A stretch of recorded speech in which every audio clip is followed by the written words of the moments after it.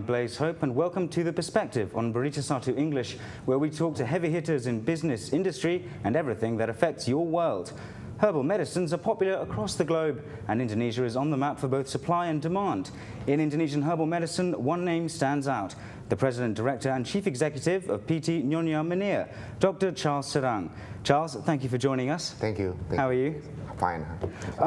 So you're the chairman of GP Jamu, the Indonesian Herbal Medicine Association. That's right, yes.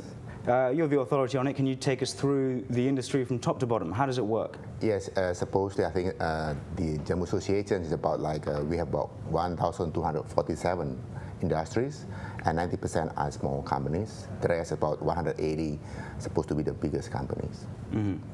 So far, we employ more than 3 million people altogether, and at the same time, our sales total revenue, the whole of Jamu, is around about 1.4 billion US dollar. Is that annual? That's annually. So it's pretty big and it's pretty growing fast, about 20% every year. And it seems to me that the encouragement of our people to use Jamu is kind of getting much better. So we got about 20% increase industrial every year. So it seems to me that there'll be a lot of potential in terms of the market Jamu. So is this a net export industry? The net export is about 10%. We got a problem in terms of getting a good, I would say, licensing, because we got to go through, I would say, like a G2G. And it seems to me that the G2G is not so easy to get because of the medical purposes. G2G? Government to government. Okay. So yeah. yes, that's the very kind of important for me, I think, because without the help of the government, we cannot go to encourage our business people to go abroad. Jamu is kind of like herbs, so it seems to me that the natural herbs are getting much better in terms of the demand in Indonesia. But of course, internationally, we export a lot in terms of natural raw materials, such as like a ginger, temulawak, or the sambiloto, and they're growing pretty fast because the demand for the raw materials are pretty big, especially from China, India, and also Thailand. Going just to demand, starting from the very root, what is the consumer going through when they make their choice to buy Jamu, to buy herbal medicines? The demands, mostly I think for Indonesia, because it's part of the, I think the natural, I would say like a way of life. People take Jamu is part of the, to consume part of Jamu being herbal medicine, yes, the Indonesian name. Yes. Yeah. And also because Jamu is like the umbrella.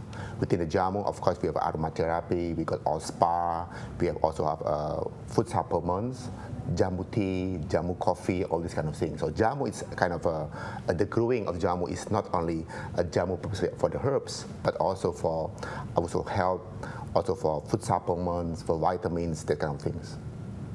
Okay, and what are your, who are the biggest buyers of Jamu products? The biggest, I would say, well, of course, the demand of Indonesia is most of the people are using it for this, for health purposes, but for the demand for abroad, of course, for the raw materials, because the demand we got about 40,000 species of herbs, and only 150 maybe are being used by the industries. And it seems to me that we need a lot of research in terms of how to apply for the herbs, because it's not easy for us to grow herbs in terms of the medical purposes, because of course the scientific proven. So it seems to me, if you go through herbs, it's kind of people use it as part of their own, I would say, like own way of life. It's like a social culture, like part of the heritage. So it's like drinking coffee or tea. So it seems to me that we have to focus on I would say like a tea ceremony, like a Jamu ceremony, is part of how to serve people. It's just part of the social way of life. Well, we'll definitely come to that later about raw materials and meeting regulations. Of the herbs, there's 40,000, about 150.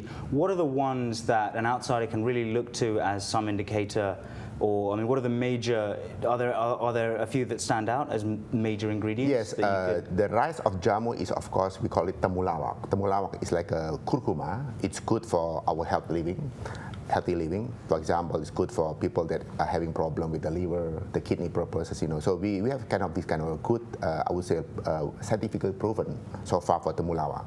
And those herbs industry are using almost about 80 to 90% of temulawak. Temulawak is the biggest, I think, growing herbs in the whole Indonesia.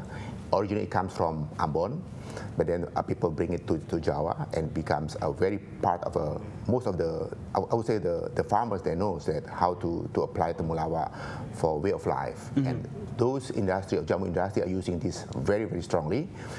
And surprisingly that Korea also used this temulawak for dandruff. They applied for dandruff. In fact, we got about 24 properties for temulawak. It's much better than I would say like where ginseng, for example, we have got much better for temulawak. And temulawak now is a very well known. And in fact, in Taiwan, people use temulawak for treating liver problem. And those people who drink so much, of course, they take temulawak is to protect the liver in such a way that it will give a better way of living.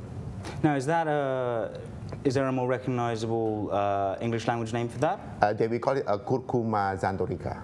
Xanthorica. Yes. This is a part of, we call it in Latin name, and it's being known, I think, all over the world. Yeah. And we are the fastest growing, I would say, temulawak in the world. And we are the fastest growing in terms of exporting the products. And would that be Nyonya Meneer? And of course, we grew so much too from Nyonya Meneer. Perfect. Well, we're just going to take a quick break, and then we'll bring back to that with Charles Saerang and talk about his company, Petit Nyonya Meneer. See you in a moment.